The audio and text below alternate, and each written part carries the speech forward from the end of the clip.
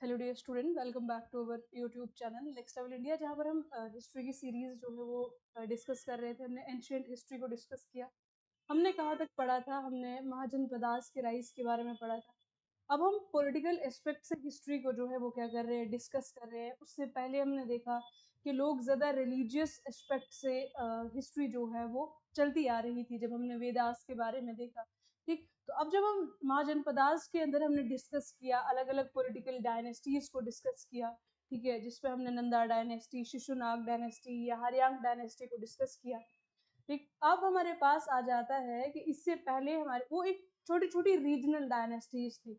हमारे पास कोई भी एम्पायर का कॉन्सेप्ट नहीं था। अब आता है हमारे पास एम्पायर का कॉन्सेप्ट, और पहला एम्पायर बिल्ड कौन करता है? चंद्रगुप्त मौर्य। तो उसी के बारे में, उसी की फैक्ट्स हम जो है वो देखेंगे, मौर्यन एम्पायर के बारे में, मौर्यन डायनेस्टी के बारे में। ठीक, सबसे पहले आता है मौर्यन डायनेस्टी, और मौर्यन डायनेस्टी का टाइम पीरियड जो है वो 322 बीसी से लेकर 185 बीसी के राउंड अबाउट जो है वो इनका टाइम पीरियड चलता है। ठीक, उसके बाद अगर हम देखें कि मौर्यन डायनेस्टी के मोस्ट इंपॉर्टेंट रूलर्स कौन कौन से थे, तो मोस्ट इंपॉर्टेंट रूलर थे चंद्रगुप्त मौर्य। और चंद्रगुप्त मौर्य वही हैं जिन्होंने मौर्यन डायनेस्टी को फाउंड किया था। ठीक, किसकी हेल्प से किया था? With the help of Chanakya. ठीक, ये जिनको विष्णुगुप्ता भी कहा जाता है। ठीक, चंद्रगुप्त मौर्य जो है वो मौर्यन एम्पायर के फाउंडर हैं, और उन्होंने थ्रोन को एक्सटेंड कब किया था? कब किया था? At the age of 25। किसकी हेल्प से किया था? ये हमने पहले भी डिस्कस किया। चाणक्य की हेल्प से किया था, जिनको कौटिल्य भी कहा जाता है एंड विष्णुगुप्ता भी कहा जाता है। ठीक, ठीक, अब ये जो चाणक्य थे, ये नंदा डायनेस्टी के उनमें जो है वो काम करते थे, एक इंटेलेक्चुअल फिलोसोफर थे। ठीक है, लेकिन उन्होंने, नंदाज ने इनको कुछ डिसरिस्पेक्ट किया था, और उसकी वजह से उन्होंने रिवेंज लेने के लिए एक जो है और उसकी हेल्प की, चंद्रगुप्त की हेल्प की, उनको पाला और उनको बड़ा किया, और उनको ये सारी चीजें जो है स्टेट क्राफ्टमैन और ये सारी चीजें जो है वो सिखाई, और उनसे एक डायनेस्टी इस्टेब्लिश कराई, जो बाद में एक क्या बनती है? एक बहुत बड़ा एम्पायर बनती है। इससे पहले हमने देखा कि इंडिया के पास कोई भी एम्पायर का कॉन्सेप्ट नहीं था। और जब ईरानियंस ने, पर्शियंस ने, इंडो ग्रीक्स ने इंडिया के ऊपर इन्वेड किया, उसके बाद से ही उनके पास क्या आया? कि एम्पायर का कॉन्सेप्ट आया। तो पहला एम्पायर किसने बिल्ड किया? वो किया चंद्रगुप्त मौर्य ने। और किस डायनेस्टी से वो बिलोंग करते थे? That is the Mauryan dynasty. ठीक, उसके बाद इसकी नेक्स्ट चीज अगर हम देखें, तो सेकेंड इंपॉर्टेंट रूलर इसका आ जाता है बिंदुसार। ठीक, Bindusara was the son of Chandragupta. Chandragupta के बेटे कौन थे? बिंदुसार। ठीक है, हमने पढ़ा था कि पोजीशन जो है वो क्या होती है? हेरिडेटरी होती है। ठीक, उसके बाद इनको अमित्र गाटा भी कहा जाता है ग्रीक राइटर्स के द्वारा। ग्रीक राइटर्स जो हैं वो अमित्र गाटा किसको कहते हैं? बिंदुसार को कहते हैं। और एक और इम्पोर्टेंट चीज कि चंद्रगुप्त मौर्य को वो सेंद्रोकॉटस और एंड्रोकॉटस भी कहते हैं। तो सेंद्रोकॉटस और एंड्रोकॉटस, ठीक, किसको कहा जाता है? चंद्रगुप्त मौर्य को कहा जाता है। और वो कौन कहता है? वो कहते हैं ग्रीक राइटर्स। तो ऐसे कई बार क्वेश्चन आया है कि सेंद्रोकॉटस और एंड्रोकॉटस किसको कहा जाता है? वो कहा जाता है चंद्रगुप्त मौर्य को। कौन कहता है? ग्रीक राइटर्स कहते हैं। सेम इन्हीं के बेटे बिंदुसार को क्या कहा जाता है? अमित्र गाटा बाई ग्रीक राइटर्स। उसके बाद बिंदुसारा ने जो अपने दो बेटे थे उनको अपॉइंट किया था, ठीक है, पॉलिटिकल सिनेरियोज के अंदर लाया था। ठीक है, उसमें सबसे बड़ा बेटा जो अपना सुसीमा था, जिसको सुमाना भी कहते हैं, उनको तक्षशिला का वॉइसराय बनाया था। ठीक है, और अशोका जो बड़े ग्रेट रूलर होते हैं मौर्यन डायनेस्टी के बाद में, उनको कहाँ पर अपॉइंट किया था? उज्जैन रीजन के अंदर अपॉइंट किया था। उसके बाद थर्ड इंपॉर्टेंट रूलर हमारे पास आ जाते हैं अशोका, जिनको अशोका द ग्रेट भी कहा जाता है। ठीक है, इनका टाइम पीरियड अगर हम देखें 273 बीसी से लेकर 232 बीसी के आसपास का इनका क्या है? टाइम पीरियड है। ठीक, उसके बाद ये किनके बेटे थे? हमने पहले ही डिस्कस किया, किसके बेटे हैं ये? बिंदुसार के। और पूरा एक राजा बनने से पहले इन्होंने ये पॉलिटिकल सिनेरियो के अंदर, पॉलिटिक्स के अंदर जो है वो घुस चुके थे, क्योंकि इनके फादर ने इनको कहाँ का जो है वॉइसराय बनाया था? उज्जैन का बनाया था। ठीक, अब ये किसके बेटे हैं? बिंदुसार के बेटे हैं। और इनकी वालिदा का नाम जो है वो है महारानी धर्मा, वो उनकी मदर का नाम है। ठीक,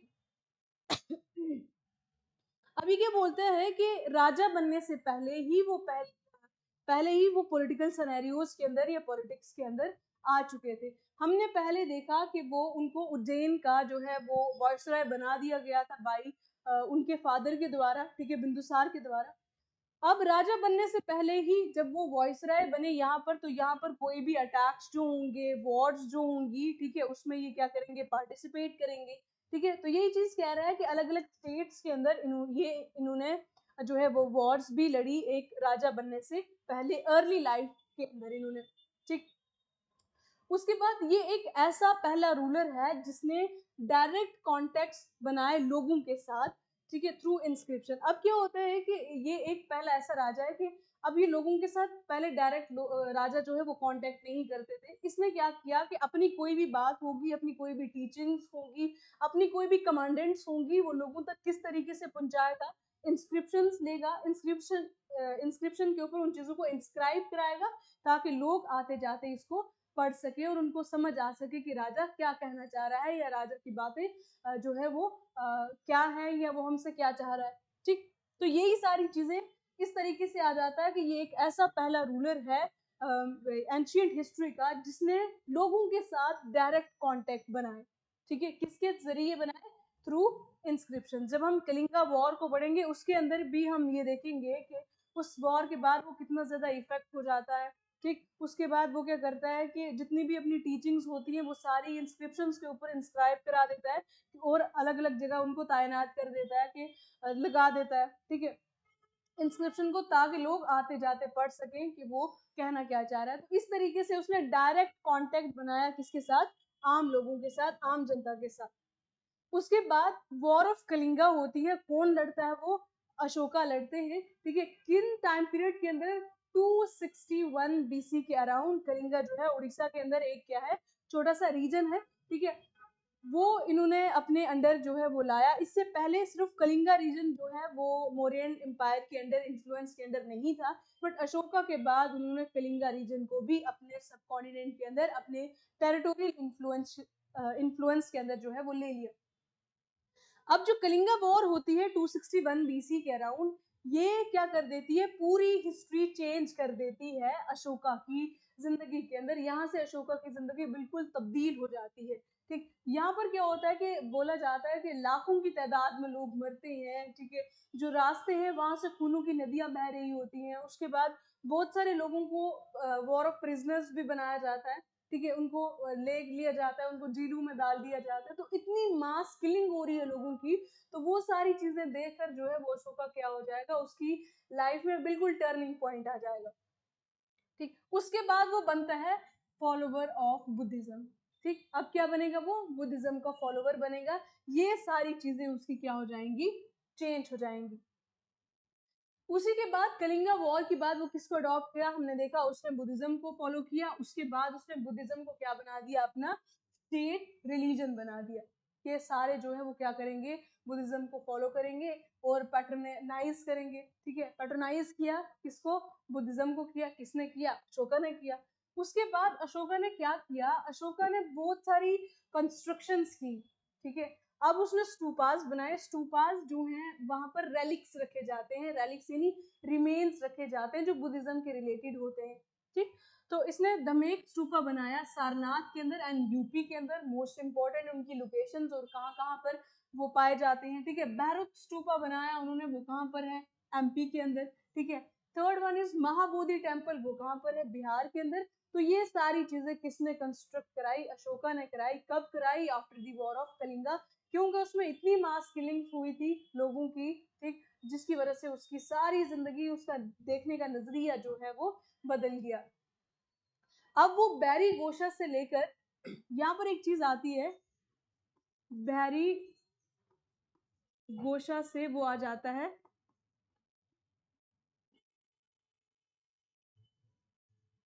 दम्मा गोशा की तरफ। बैरी गोशा क्या होता है कि यानी पहले वो फिजिकल कॉन्क्वेस्ट कर रहा था, यानी लोगों के ऊपर डायरेक्ट अटैक करना, उनकी टेरिटरीज के ऊपर अटैक करना और उसको कॉन्क्यूर कर लेना, दैट इज बैरी गोशा, ठीक है। दैट इज फिजिकल कॉन्क्वेस्ट, ठीक है। तो अब उसने ये बैरी गोशा वाली पॉलिसी को खत्म किया और लाया दम्मा-गोशा की पॉलिसी को अडॉप्ट किया। दम्मा-गोशा की पॉलिसी क्या होती है कि लोगों के दिल को जीतना, ठीक है? उनके हर्ट को कॉन्क्यूर करना, और ये वाली पॉलिसी उसने लाई, और कब लाई? After the war of Kalinga. तो ये भी पॉलिसी किससे रिलेटेड है? अशोका से रिलेटेड है। ऐसे भी इम्पोर्टेंट क्वेश्चन जो है वो बन जाता है। उसके बाद उसकी डेथ होती है इन द ईयर 232 बीसी के अराउंड, जो है वो अशोका द ग्रेट की जो है वो क्या हो जाती है? डेथ हो जाती है। उसके बाद जो जितने भी लास्ट रूलर्स आते हैं, इनके बाद जो लेटर रूलर आते हैं मौर्यन, वो इतने ज़्यादा स्ट्रॉन्ग नहीं होते हैं, कॉम्पिटेंट नहीं होते हैं, ठीक? तो अल्टीमेटली वो क्या हो जाएगा? खत्म हो जाएगा, और उसके बाद से रीजनल डायनेस्टीज उभरना शुरू हो जाएंगी, या फॉरेन इन्वेजन्स हमें बहुत सारे देखने को मिलेंगे, ठीक? लास्ट रूलर जो है मौर्यन डायनेस्टी का, वो है बृहदत्त, ठीक? उसको कौन असैसिनेट कर देता है? उसी का मिनिस्टर असैसिनेट कर देता है 184 बीसी के अराउंड। कौन करता है? पुष्यमित्रा शुंगा, ठीक है? और ये पुष्यमित्रा शुंग वही है जो शुंगा डायनेस्टी की नींव रखेगा। ये किसका मिनिस्टर था? बृहदत्त का। और बृहदत्त कौन है? लास्ट मौर्यन रूलर, ठीक है? और जो क्या करता है, क्या एस्टैब्लिश करता है? शुंगा डायनेस्टी को एस्टैब्लिश करता है बाद में। कौन? पुष्यमित्र शुंग। नेक्स्ट अगर हम देखें, अब हमारे पास आता है मौर्यन डायनेस्टीज। हमने खत्म कर ली मौर्यास के अंदर क्या क्या हमने डिस्कस किया, उनके पॉलिटिकल लीडर्स, इंपॉर्टेंट चीजें जो हमारे पास आ जाती हैं, ठीक? उसके बाद पोस्ट मौर्य के बाद क्या हुआ, हमने देखा कि उसके बाद कोई भी, जब तक गुप्ता पीरियड नहीं आता है तब तक इतना टाइम पीरियड जो है वो खाली रहता है हमारे पास। उसको हम डार्क एरा भी कहते हैं। क्यों कहते हैं डार्क एरा? कि उस टाइम पीरियड के अंदर फॉरेन इन्वेजन्स भी हुए, और रीजनल डायनेस्टीज भी जो है वो उभर कर सामने आई। तो इसी की वजह से उस पोस्ट मौर्यन टाइम पीरियड को हम डार्क एरा भी कहते हैं, टिल गुप्ता पीरियड तक। जब तक गुप्ता पीरियड नहीं आया, जब तक गुप्ता एम्पायर की एस्टेब्लिशमेंट नहीं हुई, जो बीच वाला टाइम पीरियड है वो क्या है? डार्क एरा है। क्यों है वो हमने डिस्कस कर लिया, ठीक? उसके बाद हमारे पास आ जाती है शुंग डायनेस्टी, ठीक है? अब इसी रीजन के अंदर जो है वो क्या होती है? शुंगा डायनेस्टी खुद को एस्टैब्लिश करती है। फिर बाद में शुंगास के बाद कानवास भी आते हैं। तो सेम उन्हीं को ओवर पावर करने के बाद कौन आते हैं? कानवास। और इसी रीजन के अंदर आते हैं मोस्टली ये जो पाटलिपुत्र और मगध रीजन के आसपास, ठीक? शुंगा डायनेस्टी को एस्टैब्लिश कौन करता है? पुष्यमित्र शुंग। वो हमने देखा कि पुष्यमित्र शुंग किस तरीके से उन्होंने एस्टैब्लिश की अपनी डायनेस्टी। लास्ट जो मौर्यन रूलर था बृहदत्त, उसको किल करके, उसको मारकर उन्होंने जो है अपनी डायनेस्टी को एस्टैब्लिश किया। और बेसिकली ये जो शुंगास थे, ये कौन थे? ब्राह्मण्स थे। इनके वर्णा जो है वो क्या था? ब्राह्मण्स का था, ठीक है? अब शुंगा टाइम पीरियड के अंदर हम क्या देखेंगे कि बकवतिज्म जो रिलीजन है, ठीक है, उस सेक्ट का जो है वो क्या होता है? वापस से रिवाइवल होता है, उनको वापस से फॉलो लोग करते हैं। और इसी टाइम पीरियड के अंदर पतंजलि जो है वो क्या लिखते हैं? ये एक संस्कृत ग्रामर के ऑथर हैं, ठीक है? महाभाष्य बुक जो है वो लिखते हैं। ये एक संस्कृत ग्रामर की बुक है, और वो किसने लिखी है? वो लिखी है पतंजलि ने। ये एक ऑथर है। तो किस टाइम पीरियड के अंदर लिखी गई? पोस्ट मॉडर्न टाइम पीरियड के बाद के अंदर लिखी गई। और किसने लिखी? ये पतंजलि ने लिखी। किस डायनेस्टी के पैटर्नेज के अंदर लिखी? शुंगा डायनेस्टी के पैटर्नेज के अंदर लिखी। और शुंगा पीरियड का अगर हम मोस्ट फेमस मॉन्यूमेंट उस टाइम पीरियड के अंदर देखें तो कौन सा था? बारुद स्तूपा था। बारुद स्तूपा मोस्ट फेमस मॉन्यूमेंट है किसका? शुंगा पीरियड का। तो अगर आप इसके अंदर देखें तो इसी रीजन के अंदर जो है वो कौन थे? मौर्यास ने खुद को स्टार्ट किया था। मौर्यास का बेस भी यही था, पाटलिपुत्र उनकी कैपिटल थी, ठीक है? अब जो उनके रूलर्स वीक होते जाएंगे तो इनकी टेरिटरी जो है वो क्या हो जाएगी? सुकड़ती जाएगी। जब इनकी टेरिटरी सुकड़ती जाएगी तो यहाँ पर कौन डायनेस्टी रूल करेगी? शुंगा डायनेस्टी। जैसे हमने पढ़ा कि पुष्यमित्र ने बृहदत्त को मार दिया और अपनी डायनेस्टी को स्टैब्लिश कर दिया। बाद में इन्हीं शुंगास को, जब ये शुंगास वीक हो जाएंगे, तो इन्हीं को लास्ट में इनका मिनिस्टर आएगा, वो शुंगा के लास्ट रूलर को मारेगा और क्या करेगा? क्या स्टैब्लिश करेगा? कानवा डायनेस्टी को स्टैब्लिश करेगा, ठीक? आ जाते हैं हमारे पास कानवा डायनेस्टी। कानवा डायनेस्टी को हमने मैप पर समझ लिया कि कहाँ पर है कानवा डायनेस्टी। इसी, ये देखो मगध वाला जो रीजन है यहीं से स्टार्ट होगा, ठीक? सारी लड़ाइयाँ जो है ये मगध रीजन के अंदर ही होंगी। यहीं पे ही सारी चीजें जो है एस्टैब्लिश की जाएंगी। क्यों की जाएंगी? क्योंकि हमने मगध का पहले रीजन पढ़ा कि यहाँ पर एरिया जो है वो बहुत ज़्यादा फर्टाइल है, ठीक है, उसकी स्ट्रेटेजिक लोकेशन है, वो ऊंचाइयों पर है, ठीक है, वहाँ पर कोई अटैक नहीं कर सकता आसानी से। जब उसकी एलिवेटेड पोजीशन पर होगा, वो जो एक माउंटेन्स पर उसकी पोजीशन होगी, तो वहाँ से वो अपने दुश्मनों को देख भी सकता है आसानी से, ठीक। तो इसीलिए सारी डायनेस्टीज कहाँ से रूल करेंगी, मगध रीजन से अंदर ही रूल करेंगी। जब हम लेटर मेडिवल के अंदर डिस्कस करेंगे, अर्ली मेडिवल्स के अंदर जब हम ये देखते हैं ट्रिपटाइट स्ट्रगल देखते हैं, वहां पर हम देखेंगे कि बाद में मगध के बाद चेंज होगा और कहाँ पर किसके लिए लड़ाइयाँ लड़ी जाएंगी, कन्नौज के लिए लड़ाइयाँ लड़ी जाएंगी, ठीक। तो अभी तक जितनी भी लड़ाइयाँ लड़ी जा रही है वो कहाँ से लड़ी जा रही है, उनका बेस क्या है, वो है मगध रीजन।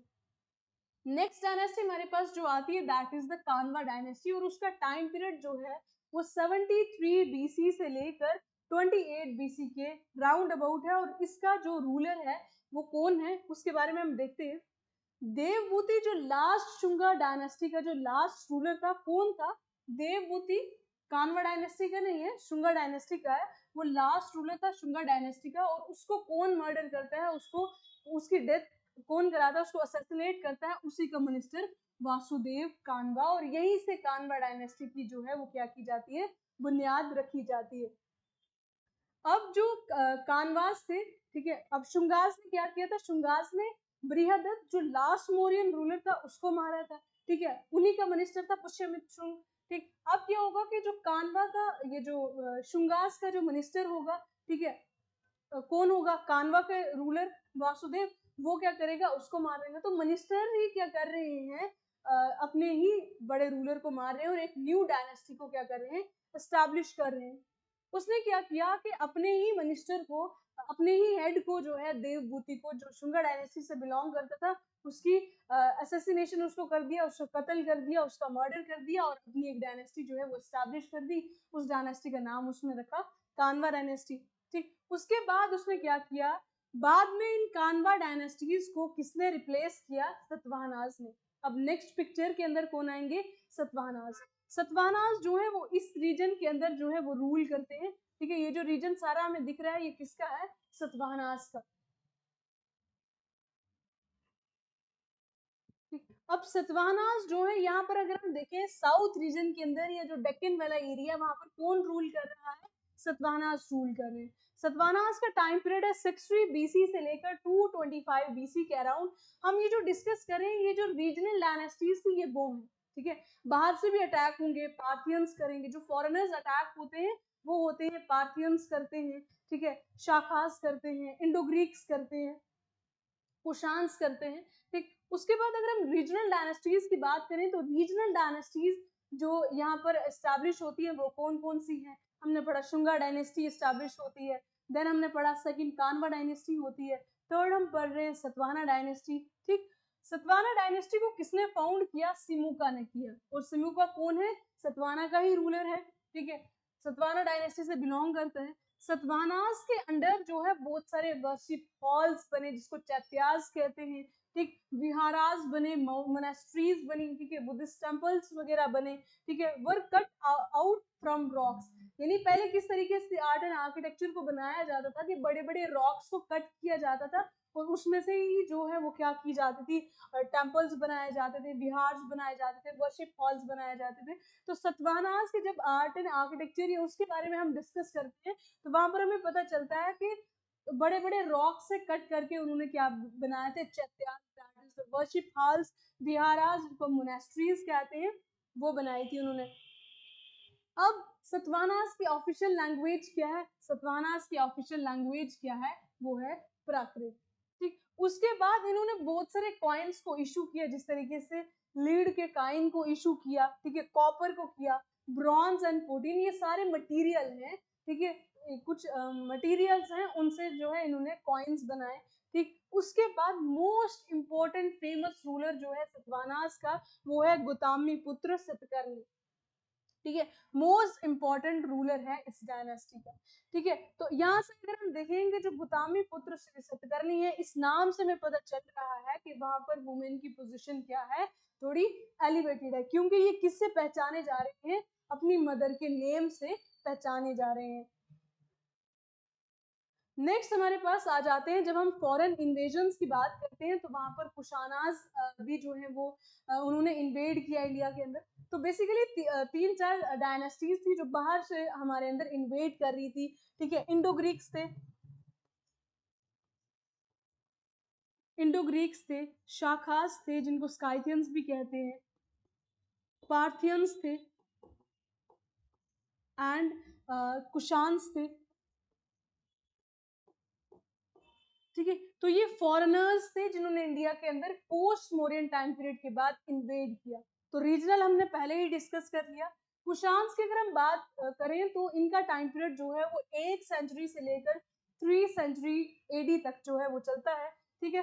कुशान्स जो है वो नोमैडिक पीपल थे, यानी नोमैड्स हमें पता है क्या होते हैं, ये जो सीजनली एक जगह से दूसरी जगह जाते हैं, ठीक है। और ये अगर ये नोमैडिक पीपल है तो अब इनके पास कैटल्स भी होंगी और ये क्या करेंगे, किसकी तलाश में होंगे, पैस्चर लैंड्स की तलाश में होंगी, ठीक। उसके बाद इनका जो मोस्ट इंपॉर्टेंट रूलर है वो कौन है, कनिष्का। हम बार बार देखते हैं कि कनिष्का के रिगार्डिंग क्वेश्चन आते हैं कि ये किस डायनेस्टी से बिलोंग करता है। तो कनिष्का किस डायनेस्टी से बिलोंग करता है, that is the Kushan dynasty से बिलोंग करता है, ठीक है। और इसी ने शाखा एरा की शुरुआत की थी। इसी के टाइम पीरियड के अंदर जो है वो शाखास की इंपॉर्टेंस बढ़ी थी और उनकी जो है बहुत सारी अचीवमेंट्स हमें देखने को मिली, ठीक। अब कुशानास पहले ऐसे रूलर्स हैं जिन्होंने गोल्ड कॉइन्स को इशू किया ऑन ए वाइड स्केल, ठीक है, जो अपनी मेटलिक प्योरिटी के लिए जाने जाते। तो उन्होंने प्योर गोल्ड से जो है वो क्या किए, कॉइन्स को इशू किया। अब इसमें एक कंफ्यूजन ये आती है कि कई बार ऐसे क्वेश्चन आता है कि वो कौन सी डायनेस्टीज हैं जिसने गोल्ड कॉइन्स को इशू किया, बट हमारे दिमाग में हमने ये चीज पढ़ी होती है कि गोल्डन एरा जो है हमारा कौन सा है, गुप्ता पीरियड का। तो उन्होंने सबसे ज्यादा गोल्ड जो है वो इशू किए होंगे, गोल्ड कॉइन्स इशू किए होंगे।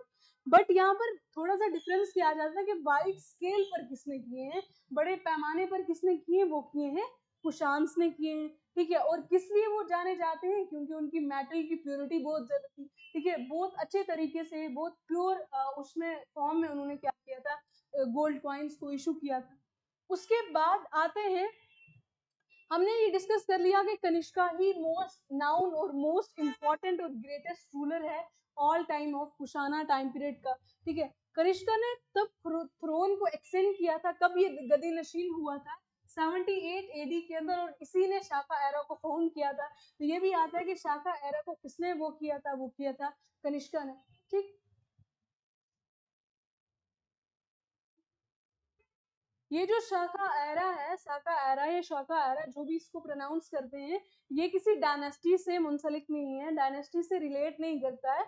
ये एक एरा उसने जो है वो क्या किया था, स्टार्ट किया था। देन वी हैव, जब हमने ये सारी डायनेस्टीज पढ़ ली पोस्ट गुप्ता के बाद, ठीक है, पोस्ट गुप्ता के बाद हमने पढ़ा कि कौन कौन सी अलग अलग डायनेस्टीज जिन्होंने रूल किया, रीजनल्स थी या फॉरेन इन्वेजन्स उन्होंने किए, ठीक। अब हमारे पास नेक्स्ट आ जाता है गुप्ता पीरियड, ठीक। गुप्ता पीरियड के अब हम इंपॉर्टेंट रूलर्स की अगर बात करें तो पहला इंपॉर्टेंट रूलर आ जाता है Chandragupta first, most important ruler. Founder ये नहीं है, फाउंडर श्री गुप्त है, बट उनके टाइम पीरियड पहले फाउंडर जो है वो है श्री गुप्त, और सेकंड रूलर है घटोचकर, ठीक है, घटोचकर। लेकिन ये जो पहले दो रूलर हैं, इन टाइम पीरियड के अंदर इतनी ज्यादा टेरिटोरियल कॉन्क्वेस्ट नहीं हुए, ठीक है, तो इनको इतनी ज्यादा इंपॉर्टेंस नहीं दी जाती है। बट फाउंडर इसके कौन है, श्री गुप्त। मोस्ट इंपॉर्टेंट चंद्रगुप्त फर्स्ट को ही क्यों कंसीडर किया जाता है, क्योंकि इस टाइम पीरियड के अंदर आते आते उनकी पोजीशन जो है वो बड़ी हो चुकी थी, वो अपने जनित पर था, ठीक है, अपने पीक लेवल पर पहुंच चुका, कौन, मौर्यन ये गुप्ता पीरियड। पहला गुप्ता रूलर था जिसने टाइटल लिया कौन सा, महाराजा धीराज का। अब माना जाता है कि इनका वर्ना सिस्टम जो है, वर्ना सिस्टम के अंदर अगर हम देखें तो ये जो चंद्रगुप्त था, चंद्रगुप्त फर्स्ट, ठीक है, ये वैश्य से वर्ना से बिलोंग करता था। अब हमने पहले ही जब हमने वर्ना सिस्टम को डिस्कस किया वहां पर हमने ये चीज देखी थी कि राजा कौन बनेगा, जो क्षत्रिय होगा। बट ये उस वर्ना सिस्टम के बिल्कुल अपोजिट था। ये रूलर बन रहे थे कौन, वैश्यास, जो ट्रेडर्स होते हैं, ठीक है। तो इसने अब अपनी पोजीशन को अपलिफ्ट करने के लिए, अपने आप की अपनी पोजीशन को एलिवेट करने के लिए इसने क्या किया कि जो लिचुई प्रिंसेस थी, ठीक है, वो ब्राह्मण होंगी, ठीक है, उनसे शादी कर ली या उनसे बड़े वर्णा की होंगी। तो इन्होंने क्या किया कि जो लिच्छवी प्रिंसेस हैं कुमारा देवी, उनके साथ शादी कर ली, ठीक है, और अपनी पोजीशन को एलिवेट कर लिया। अब उनका सोशल स्टेटस क्या हो गया, अपलिफ्ट हो गया, ठीक। उसके बाद इन्होंने जो है उनके नाम पर जो है वो कॉइन्स भी इशू किए, कुमारा देवी कॉइन्स जो है इन्होंने आगे जो है वो इशू किए। क्यों किए थे, क्योंकि इन्होंने अपने सोशल स्टेटस को अपलिफ्ट करने के लिए क्या किया था, एक लिच्छवी प्रिंसेस कुमारा देवी से शादी की थी।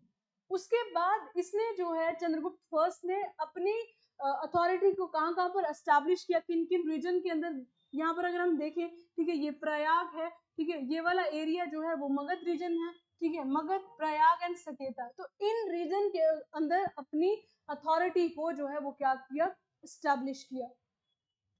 तो इसके रिगार्डिंग जो है वो इम्पोर्टेंट चीजें क्या हो जाती हैं कि ये पहला ऐसा गुप्ता रूलर है जिसने किसका टाइटल लिया, महाराजा धीराज का। क्योंकि इस टाइम, इससे पहले जो श्रीगुप्त थे या जो घटोत्कच थे, उनकी इतनी ज्यादा कोई भी कॉन्क्वेस्ट नहीं है, उनकी कोई इतनी ज्यादा अचीवमेंट नहीं है। इसीलिए हम उनको उनके उनके जो टाइटल्स थे, उनके टाइटल आम टाइटल थे, जैसे महाराजा टाइटल उनका था।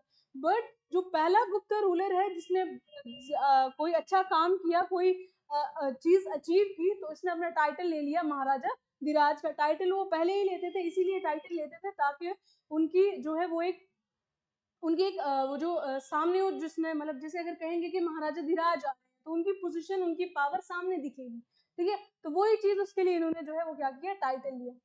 उसके बाद अगर हम देखें तो सेकेंड इंपॉर्टेंट रूलर आता है समुद्रगुप्त। समुद्रगुप्त को नेपोलियन ऑफ इंडिया भी कहा जाता है। क्यों कहा जाता है, क्योंकि इन्होंने इनके फिजिकल कॉन्क्वेस्ट की वजह से इन्होंने साउथ रीजन के अंदर बंगाल, असम, ठीक है, इन रीजन के अंदर भी कॉन्क्वेस्ट किया। जो अजविक किंगडम्स थे, यानी जो फॉरेस्ट किंगडम्स थे, उनके ऊपर भी अटैक किया, ठीक है, साउथ रीजन के अंदर किया, नॉर्दर्न, ये सारी चीजों के अंदर 9 जो उसके अंदर इनकी लिस्ट बनती है फिजिकल कॉन्क्वेस्ट की, ठीक है। इन्होंने इतने ज्यादा टेरिटरी को एक्सपैंड किया, तो that's why he is known as the Samudragupta. और वी एस स्मिथ एक हिस्टोरियन है, ठीक है, वो कहते हैं कि समुद्रगुप्त को क्या कहते हैं, नेपोलियन ऑफ इंडिया भी कहते हैं। उसके बाद समुद्रगुप्त किसके बेटे थे, चंद्रगुप्त फर्स्ट। हमने देखा कि पोजीशन जो है वो हेरिडिटरी है, पीछे से चलती आएगी। अबाउट 340 एडी के अराउंड उन्होंने क्या किया, थ्रोन को एक्सटेंड किया। अब इनकी जो फिर हमने पढ़ा कि इनको फिजिकल कॉन्क्वेस्ट जो इन्होंने किए, जो अपने अपनी टेरिटरी को एक्सपैंड किया, ठीक है, उसी की बदौलत इनको क्या कहा जाता है, नेपोलियन ऑफ इंडिया कहता है। कौन हिस्टोरियन कहते हैं, वी एस स्मिथ कहते हैं, ठीक।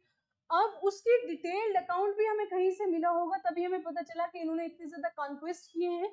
तो वो डिटेल अकाउंट हमें कहाँ से मिलता है, इलाहाबाद पिलर इंस्क्रिप्शन जो है वो हमें इनकी इंफॉर्मेशन देते हैं कि इन्होंने ये कॉन्क्वेस्ट किए थे। That's why we call them as the Napoleon of India. Then उसके बाद समुद्रगुप्त जो है वो बड़े ग्रेट मिलिट्री जनरल भी थे। अगर वो इतने ज्यादा कॉन्क्वेस्ट कर रहे हैं, अपने टेरिटरी को एक्सपैंड कर रहे हैं, दैट मीन्स उनको वॉर के अंदर या इन सारी टैक्स के अंदर जो है वो अपर हैंड है उनका, ठीक है, उनको इस चीज का एक्सपीरियंस है। तो वो एक मिलिट्री जनरल थे, दैट्स व्हाई वो इतनी ज्यादा चीजें जो है, वॉर्स जो है वो जीत रहे थे, ठीक है। उनके पास एक बहुत लंबी लिस्ट थी, मतलब हमारे पास बहुत लंबी लिस्ट है जिन जिनको समुद्रगुप्त ने हराया था। तो इन सारी चीजों की इंफॉर्मेशन हमें कौन दे रहा है, इलाहाबाद पिलर इंस्क्रिप्शन दे रही है। उसके बाद समुद्रगुप्त ने, अब इन्होंने चंद्रगुप्त फर्स्ट से भी ज्यादा अचीवमेंट की थी, तो इन्होंने अपना टाइटल जो है वो कौन कौन सा लिया, कावीराज एंड विक्रमा। तो विक्रमा या विक्रमादित्य जो है, ये टाइटल कब लिए जाते थे, जब कोई बहुत ज्यादा अचीवमेंट करता था, ठीक है। तो ये सारे टाइटल कविराज या विक्रमा टाइटल किसके हैं, समुद्रगुप्त के, क्योंकि इन्होंने बहुत ज्यादा कॉन्क्वेस्ट जो है वो किए थे। देन हमारे पास नेक्स्ट इंपॉर्टेंट रूलर आ जाता है चंद्रगुप्त सेकंड। चंद्रगुप्त सेकंड का टाइम पीरियड है 380 अराउंड से लेकर 414 एडी के आसपास। चंद्रगुप्त सेकंड जो है वो किसके बेटे हैं, हम जो पहला रूलर हमने पढ़ा तो उन्हीं के बेटे होंगे, ठीक है, समुद्रगुप्त के। और उन्होंने इनसे पहले, अब समुद्रगुप्त को हमने डिस्कस किया, उनके बाद से एक और रूलर आते हैं रामागुप्त, लेकिन रामागुप्त इतने ज्यादा इम्पोर्टेंट रूलर नहीं रहे हैं, ठीक है। इसीलिए हम समुद्रगुप्त के बाद डायरेक्टली किस पर जम कर जाते हैं, चंद्रगुप्त सेकंड के ऊपर। अब उस टाइम पर कौन रूल कर रहा था समुद्रगुप्त के बाद? रामागुप्त रूल कर रहे थे, ठीक। रामागुप्त को रिप्लेस किसने किया? चंद्रगुप्त सेकंड ने किया, ठीक। अब हमारे पास आता है कि चंद्रगुप्त सेकंड जो है उन्हीं के टाइम पीरियड के अंदर जो गुप्ता एम्पायर है वो अपने जनित पर पहुंचता है, अपनी पीक पर पहुंचता है in terms of territorial expansion और कल्चरल एडवांसमेंट भी उस टाइम पीरियड के अंदर होती है, ठीक है। कल्चरली भी वो बहुत ज्यादा जो है वो अपनी पीक पर जाते हैं और टेरिटरी भी बहुत ज्यादा एक्सपैंड करते हैं, ठीक। इसीलिए गुप्ता पीरियड को हम जो है वो गोल्डन एरा कहते हैं इंडियन हिस्ट्री के अंदर। उसके बाद इन्होंने शाकाश को भी हराया, ठीक है। हमने जब डिस्कस किया रीजनल, जब हमने पोस्ट मौर्य के बाद ये जो डिस्कस की थी हिस्ट्री, उसके अंदर हमने डिस्कस किया कि बहुत सारी जो फॉरेन रूलर्स थे उन्होंने भी इंडिया के ऊपर इन्वेड किया, रीजनल डायनास्टीज ने जो है वो इन्वेड किया, ठीक है। तो इन्होंने क्या उस टाइम पर जो फॉरेनर्स थे उन्होंने इन्वेड किया था शाकाश, उनको हराया, ठीक है। किसने हराया? चंद्रगुप्त सेकंड ने हराया, ठीक है। उसके बाद उनको क्या हो गई? विक्ट्री हासिल हो गई। और शाकाश कहाँ पर रूल कर रहे थे? जिस तरीके से अगर हम मैप के अंदर देखें तो इस वाले रीजन के अंदर कौन रूल कर रहा था? शाकाश रूल कर रहे थे। और उसको किसने हराया? उनके सारे इन्फ्लुएंस को खत्म किया चंद्रगुप्त सेकंड ने किया, ठीक है। उसके बाद इनको हराने के बाद अब उन्होंने इतनी ज्यादा अचीवमेंट की थी तो चंद्रगुप्त सेकंड ने टाइटल अडॉप्ट किया, कौन सा? विक्रमादित्य। अब बहुत बड़ी अचीवमेंट जब होगी तो उसको टाइटल दिया जाएगा विक्रमादित्य का। तो पहला ऐसा रूलर जिसने विक्रमादित्य का टाइटल लिया वो कौन थे? चंद्रगुप्त सेकंड। और क्यों लिया उन्होंने? क्योंकि उन्होंने शाकाश को हराया था। उसके बाद ये पहले ऐसे रूलर है चंद्रगुप्त सेकंड जिन्होंने सिल्वर कॉइन्स को क्या किया? इशू किया। किसकी मेमोरी में किया? शाकाश को हराने के बाद जो है वो क्या किया? सिल्वर कॉइन्स को इशू किया उसकी विक्ट्री में कि मैंने इनको हरा लिया है, और उसकी विक्ट्री शो करने के लिए उन्होंने सिल्वर कॉइन्स को क्या किया? इशू किया। उसके बाद मोस्ट इंपॉर्टेंट थिंग इनके रिगार्डिंग आ जाती है कि जो फाहीन है, जो एक चाइनीज बुद्धिस्ट पिलग्रिम है, वो इंडिया को विजिट करते हैं उस टाइम पीरियड के अंदर। किसके रूल के अंदर करते हैं विजिट? वो करते हैं चंद्रगुप्त सेकंड। ये तो ये बार बार क्वेश्चन आया कि फाहीन किस रूलर के टाइम पीरियड के अंदर आए हैं, तो वो आए हैं चंद्रगुप्त सेकंड के रूल के अंदर, ठीक। नेक्स्ट हमारे पास आ जाता है इंपॉर्टेंट रूलर आ जाते हैं कुमारगुप्त फर्स्ट, ठीक है। चंद्रगुप्त के बाद नेक्स्ट रूलर हमारे पास आएंगे कुमारगुप्त, ठीक है। और ये किसकी वर्शिप करते थे? किन गॉड की करते थे? वर्शिपर ऑफ गॉड कार्तिकेय, ठीक है। इन गॉड की वो क्या करते थे? वर्शिप करते थे। उसके बाद इनके रिगार्डिंग मोस्ट इंपॉर्टेंट चीज ये आ जाती है कि इन्होंने नालंदा यूनिवर्सिटी, जो एक लर्निंग का बहुत बड़ा हब था, सेंटर था, उसको क्या किया था? फाउंड किया था। और बाद में ये बहुत बड़ा लर्निंग का एक सेंटर बना। तो नालंदा यूनिवर्सिटी किसने बनाई है? वो बनाई है कुमारगुप्त फर्स्ट ने। देन हमारे पास और इंपॉर्टेंट इसके रूलर आ जाते हैं, that is the Skandagupta. Skandagupta जो है वो लास्ट ग्रेट रूलर है गुप्ता डायनेस्टी का। लास्ट रूलर नहीं है बल्कि लास्ट ग्रेट रूलर है जिन्होंने बहुत ज्यादा अचीवमेंट की। इसके बाद से बहुत ज्यादा रूलर्स आए बट वो इतने ज्यादा कॉम्पिटेंट नहीं थे। इस टाइम पीरियड के अंदर गुप्ता एम्पायर को किसने इन्वेड किया? हुनास ने। तो हुनास बाहरी इलाके से जो लोग थे, ये जो नोमैडिक पीपल थे वो इन्वेड करते थे, ठीक है। उनको पेस्टरलिस्ट थे वो, ठीक है। उनको पेस्टर लैंड की तलाश होती थी तो वो बार बार इन्वेड कर रहे थे अपनी लैंड को, वो पेस्टर लैंड को, ठीक है, जहाँ पर घास चरा जाता है, क्योंकि वो कैटल्स को पालते थे, पेस्टलिस्ट थे, ठीक है। तो उन्हीं की तलाश में वो नई नई जगहों पर क्या कर रहे थे? इन्वेड कर रहे थे। तो फिर उन्होंने इंडियन सबकॉन्टिनेंट के अंदर भी इन्वेड करने की कोशिश की। और किस टाइम पीरियड के अंदर की? गुप्ता टाइम पीरियड के अंदर। कौन सा रूलर रूल कर रहा था? स्कंदगुप्ता कर रहा था, ठीक है। उसके बाद ये गुप्तास की हमने हिस्ट्री जो है वो डिस्कस कर ली। उसके बाद पोस्ट गुप्ता पीरियड के बाद क्या हुआ, फिर उसके बाद हम जंप कर जाएंगे मेडिवल हिस्ट्री के अंदर, जिसके अंदर अर्ली मेडिवल के अंदर, ठीक है।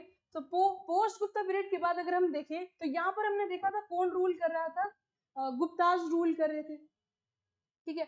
उनके साथ कौन रूल कर रहा था? एक और डायनेस्टी जिसको हम मुखारीज कहते हैं, ठीक है। और मुखारीज के साथ रूल कर रहे थे पुष्यभूतिज, ठीक है। अगर यहाँ पर गुप्ताज रूल कर रहे हैं तो यहाँ पर मुखारीज रूल कर रहे हैं। देखो यहाँ पर मुखारीज रूल कर रहे हैं, यहाँ पर गुप्ताज रूल कर रहे हैं, और यहाँ इसके साथ साथ पुष्यभूतिज रूल कर रहे हैं। तो ये एक दूसरे के फ्यूडेटरी थे, ठीक है, उनके कंटेम्पररी थे।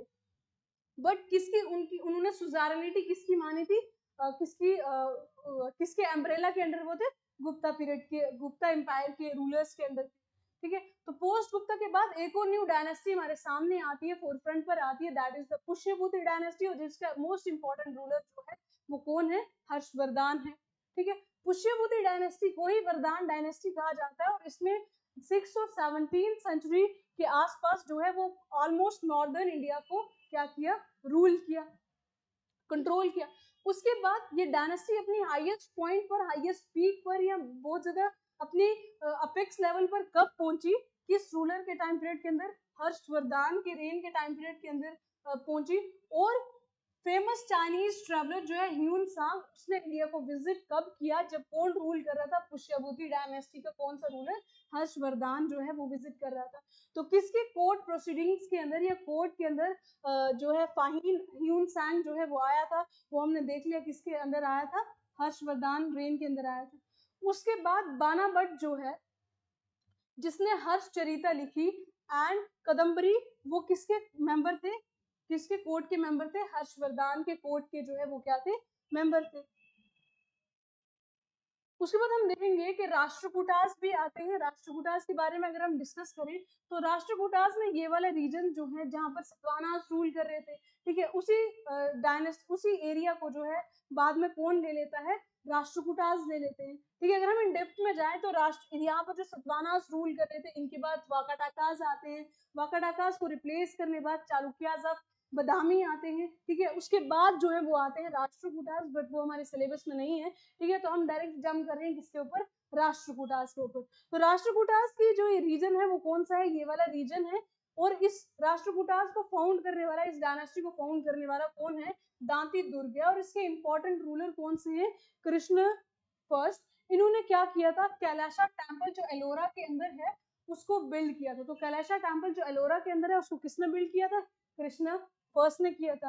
अमोघ वर्षा, जिसको विक्रमादित्य से भी कंपेयर किया जाता है, ठीक है, उसने पहली कन्नड़ पोइट्री लिखी जिसका नाम है कविराज मर्ग।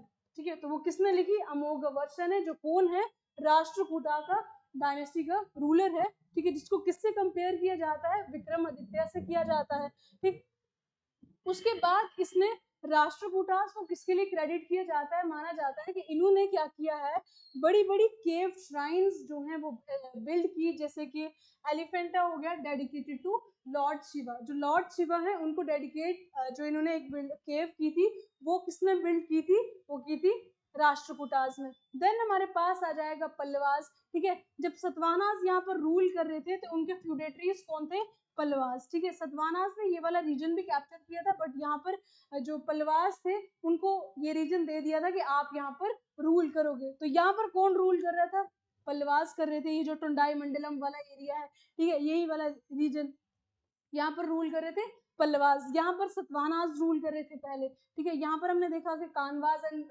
ये शुंगास रूल कर रहे थे। यहाँ पर शाखा की एक ब्रांच जो है वो रूल करेगी।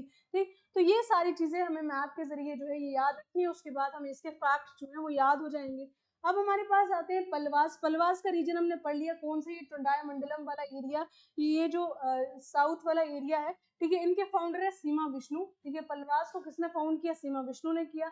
इनकी कैपिटल क्या है, कांची। कांची ये वाला रीजन, ठीक है, कांचीपुरम ये वाला, ये इनकी कैपिटल थी। और ग्रेटेस्ट किंग इस टाइम पीरियड के पल्लवास के कौन से हैं, नरसिम्हा वर्मन, जिन्होंने कौन सा टाउन फाउंड किया था, कौन सा टाउन कस्बा जो है वो बसाया था, ममालापुरम, जिसको महाबलीपुरम भी कहते हैं, साउथ रीजन के अंदर है। और उन्होंने बड़े बड़े रॉक कट रथ्स और इवन पगोडास, ये सारी चीजें भी जो है वो क्या की थी, बिल्ड की थी। तो ये सारी चीजें जो है वो पल्लवास के रिलेटेड है। नेक्स्ट हमारे पास आ जाता है चोलास। अब ये उन चोलास की बात नहीं चल रही है जो हमने संगम एज के अंदर पढ़े थे। ठीक है, संगम एज के अंदर हमने देखा था कि Cheras, Cholas and Pandyas deep south के अंदर जो है वो रूल कर रहे हैं। ठीक है, ये वाला रीजन जो है यहाँ पर हमने देखा था कि कौन रूल कर रहे हैं, चेरास, चोलास एंड पांड्यास। ठीक है, बस सिर्फ इसी रीजन को गुप्तास या मौर्यास जो है वो क्या नहीं कर पाए थे, मौर्यास जो है यहाँ पर रूल नहीं कर पाए। इसी डीप साउथ के अंदर कौन रूल कर रहा था, तीन डायनेस्टीज, चेलास, चोराजन, पांड्यास। ठीक है, इसी को हम कहते हैं संगम एज। ठीक है, संगम एज के ये यहाँ पर जो चोलास रूल कर रहे थे ये वो चोलास नहीं है, ये चोलास है इंपीरियल चोलास। ठीक है, अब माना जाता है जब पॉलिटिकल सिनेरियोज के अंदर बाकी रूल कर रहे थे, सतवानास, वाकाटाकास रूल कर रहे थे, या राष्ट्रकूटास रूल कर रहे थे, पल्लवास कर रहे थे, तो उस टाइम पीरियड के अंदर एक छोटी सी रीजन से ये रूल कर रहे होंगे चोलास, जिसको हम बोलते हैं उरायू। ठीक है, उरायूर से ये जो चोलास है ये रूल कर रहे होंगे, ये इंपीरियल चोलास जिनको हम कहते हैं, इनका फाउंडर जो है वो है विजया लाया और इनकी कैपिटल जो है वो क्या है, तंजौर। आदित्य फर्स्ट इन्होंने जो है वो पल्लवास को वाइप आउट किया, ठीक है, और पांड्यास को भी वीक किया, और देन इन्होंने इंपीरियल चोला की जो है वो क्या रखी, नींव रखी। पुरांतका फर्स्ट जो है उन्होंने कैप्चर किया मदुराई को, but was defeated by the Rashtrakuta ruler Krishna third, और कृष्णा थर्ड जो राष्ट्रकूटा रूलर थे उन्होंने इनको हरा लिया था इन द बैटल ऑफ तक्कोलम।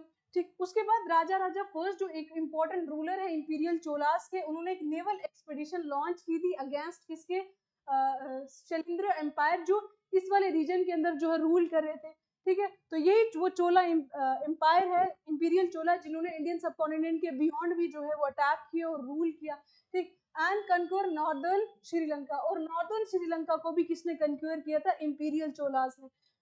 एक पॉइंट यहाँ पर याद रखने वाला ये है कि ये जो इंपीरियल चोलास है ये वो वाले चोलास नहीं है जो संगम एज के अंदर रूल कर रहे थे, ठीक है। जब बाकी पॉलिटिकल सिनेरियो अगर हम देखेंगे साउथ रीजन का, तो ये वो रूलर थे जो उरायूर से एक छोटी सी सिटी से जो है वो रूल कर रहे थे, ठीक है। जब ये फोर फ्रंट पर आए, देन उन्होंने एक अपना एम्पायर खड़ा किया जिसको हम चोला एम्पायर कहते हैं, ठीक है।